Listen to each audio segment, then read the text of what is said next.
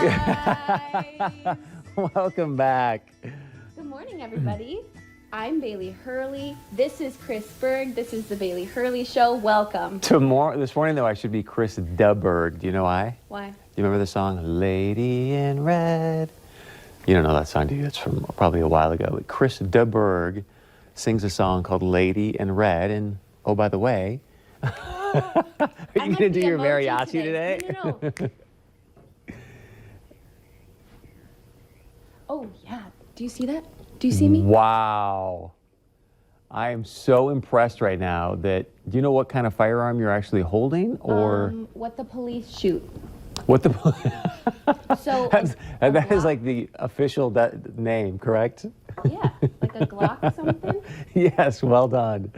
It is a Glock, what the police shoot. I love the fact, are you rocking the Ray-Bans right there too? So you actually look like you should be like in a police movie right now? I mean, yeah. But, yeah, it was cool. Loved it. Are you on the struggle bus right now? Yeah, I didn't. Super struggle bus.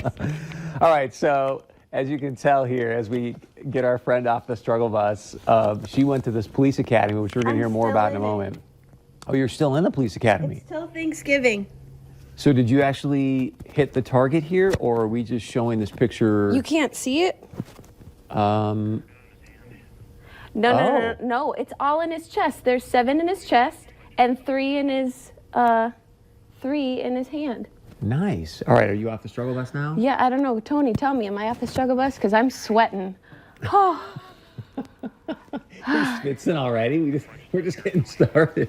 If only everybody knew how much I'm sweating right now. All right, so please tell us what we're seeing here about you in the police academy. Okay, we're back, everybody. That's me shooting a, I don't know, it's a police gun. Because I'm in the police academy. Glock 22, I thought it was a baby Glock. That's what they called it. So I don't know which one it is. Oh, okay. So that is our firearms training day. And so we learned, I don't know, I took so long. Everybody else was just like we got 10 rounds. Everybody did. And everybody else was just kind of like, that's Officer Van Dyke. He was such a champ with me. Because again, everybody else was like, boom, boom, boom, boom, boom. All right, I'm done. And I was like, take one shot. Okay, that went there. Tell me what I could have done better. Okay, next shot. Okay, tell me how I could have done better that time. Should I hold it different? Should I lock my elbows more? So yeah, I had 7 kill shots and then just 3 in the arm in the hand. So I shot the gun out of his hand. So I mean, I did a pretty good job. Yeah, a really good job. If you had an intruder or you had to go protect somebody, then... Yeah, for my first time ever shooting a gun. Oh, that's your first time ever? Yeah. That's why I'm like, hello, I need some congrats here. Congratulations. So I'm in so that's the Moorhead Police Academy. I do that for 3 hours every Thursday until Thanksgiving. And then today I start the Fargo Police Academy. So you're going to be doing 2 police academies over the next few months? How can I call myself the crime and safety reporter if I don't know what goes into the crime and safety?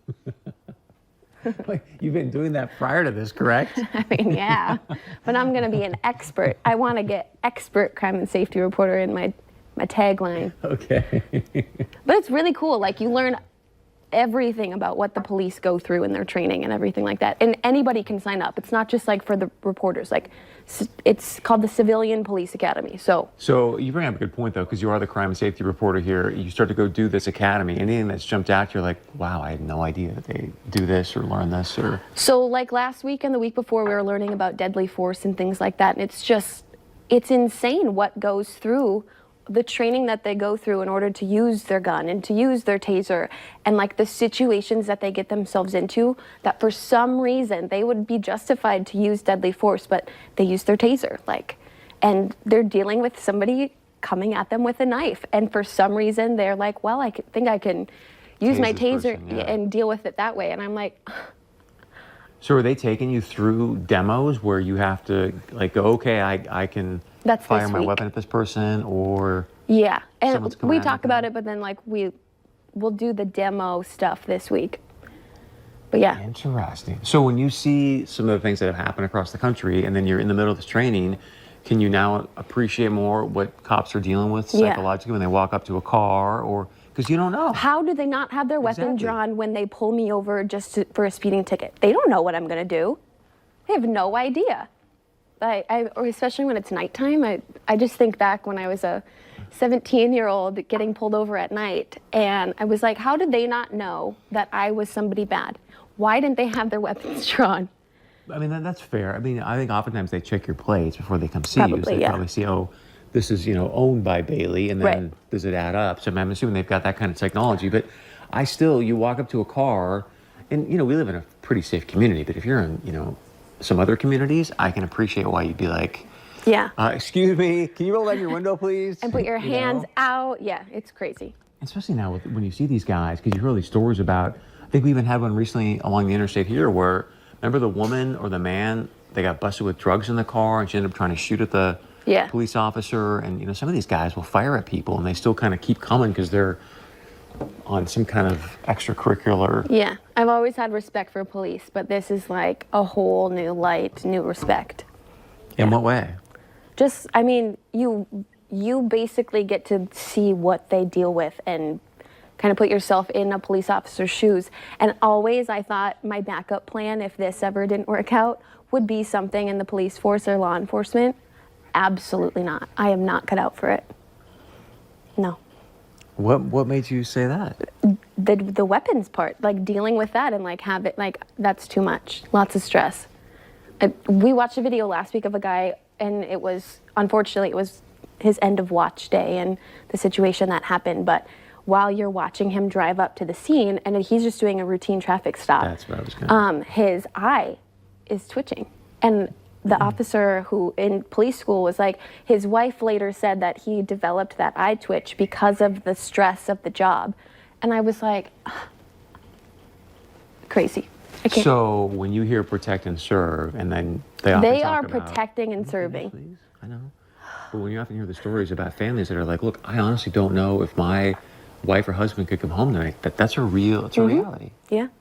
And yesterday I did a story about eviction notices and being served paperwork and stuff like that. And I was talking with the Cass County Sheriff's Department, and they were like, that's some of the most dangerous things you can do is just serve papers. Like it puts into perspective the saying, shoot the messenger, because they're not the ones suing you. They're just giving you the papers. But that's one of the most dangerous things that the sheriff's departments can do. And I don't want to dive too much in this conversation, but just to pay tribute to our law enforcement, there's now some other laws out there that are being suggested where one man in Maryland, they came to get his firearm from this gentleman, legally owned it, and things went awry. And it just, my heart goes out to these people. Yeah. And honestly, so the police academy it's not, you can't sign up for it in Moorhead or Fargo anymore, but if you ever have the chance, or if anything has a little bit of sparked interest in that, absolutely sign up. It is so interesting. Wow. It'd be interesting whether you were the crime and safety reporter or not. You go through everything, and it's 10, 12 weeks of information. It's pretty cool. Do you ever watch the live PD on No. some station? I think it's True TV or something like that. But even when we had a recent pullover here in Fargo and they released the video, like the patience of law enforcement. Patience. People are screaming at them and doing all this stuff, and they're like, excuse me, sir, can you please get out of your car? Excuse me, sir. You're just like, oh my God. When are you going to get out of the car? Right. You'd be, most people would be like, come on, bro. And they're like, excuse me, sir, can you please get out of your vehicle? And God bless you. So yeah, that's me. I'm still sweating from the earlier little fiasco exercise I had to do. So So if you're sweating from that, then it's probably good that you don't have a real Glock in your hands at times. No. From the exercise I had to do with my new mic. I know, that's what I'm saying. Oh, okay.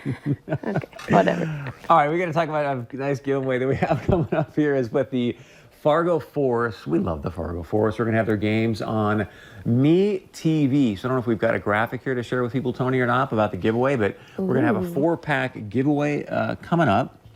We have 3 Fargo Force games. Nice. Yeah, a bunch of Fargo Force games. They're going to be hitting the ice. The first Fargo Force home game is going to be, oh my gosh, October 11th. We haven't even talked about this. It's October today. It's October today.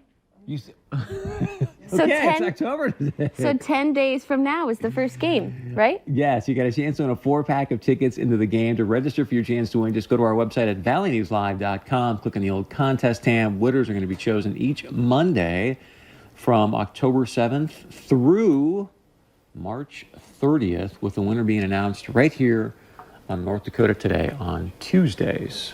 Nice. I'm pumped. Also, we've got 3 Fargo Force games appearing. The contest is sponsored by Fargo Force and Buffalo Wild Wings. Appearing on Meet TV, the first one's going to be October 25th against the Chicago Steel. The puck drops at 7:05 p.m. Nice. I love a good Fargo Force I do game. too. I love when we have a sweet night there. It's so fun. It's a good vibe. It's got everything. Also, remember to tune into the Farmers Union Insurance Bison football pregame show. It's going to be kicking off at 11 a.m. this Saturday with the one and only Beth Hool. and crew. Be followed by our coverage of your Bison taking on the Illinois State Redbirds at 12 p.m. Nobody matters to me but Beth Hool. We love us some Beth.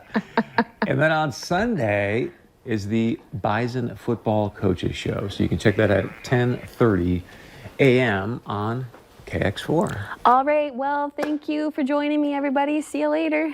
What you mean? Where are you going? Just kidding. Oh, I was like, See you after the commercial. we'll see you after you go play with your baby Glock some more.